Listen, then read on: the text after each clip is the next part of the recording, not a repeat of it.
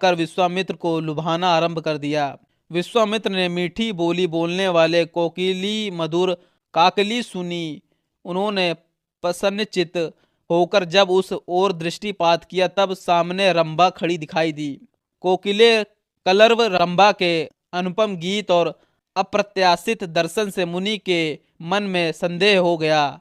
देवराज का वह सारा कुचक्र उनकी समझ में आ गया। फिर तो मुनिवर विश्वामित्र ने क्रोध में भरकर रंभा को शाप देते हुए कहा, दुर्भगे रंभे, मैं काम और क्रोध पर विजय पाना चाहता हूँ और तू आकर मुझे लुभाती है। अतः इस अपराध के कारण तू 10,000 वर्ष तक पत्थर की प्रतिमा बनकर खड़ी रहेगी। शाप का समय पूरा हो जाने के बाद एक महान तेजस्वी और तपोबल संपन्न ब्राह्मण ब्रह्मा जी के पुत्र वशिष्ठ मेरे क्रोध से कलुषित तेरा उद्धार करेंगे। ऐसा कहकर तेजस्वी महामुनि विश्वामित्र अपना क्रोध न रोक सकने के कारण मन ही मन संतप्त हो उठे। मुनि के उस महाशाप से रंभा तत्काल पत्थर की प्रतिमा बन गई। महर्षि का वह शाप युक्त वचन सुनकर कंदर्प और इंद्र वहां से खिसक लिए। श्री राम क्रोध से तपस्या का क्षय हो गया और इंद्रियां अभी तक काबू में न आ सकी। यह विचार कर उन महातेजस्वी मुनि के चित्त को शांति नहीं मिलती थी।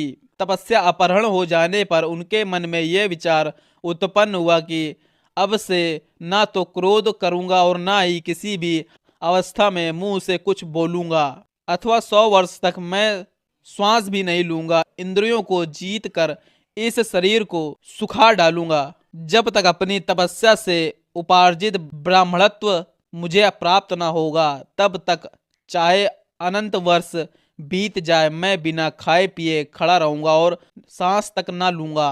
तपस्या करते समय मेरे शरीर के अवयव कदापि नष्ट नहीं होंगे। रघुनंदन, ऐसा निश्चय करके मुनिवर विश्वामित्र ने पुनः 1000 वर्ष तक तपस्या करने के लिए दीक्षा ग्रहण की। उन्होंने जो प्रतिज्ञा की थी उसकी संसार में कहीं तुलना नहीं थी।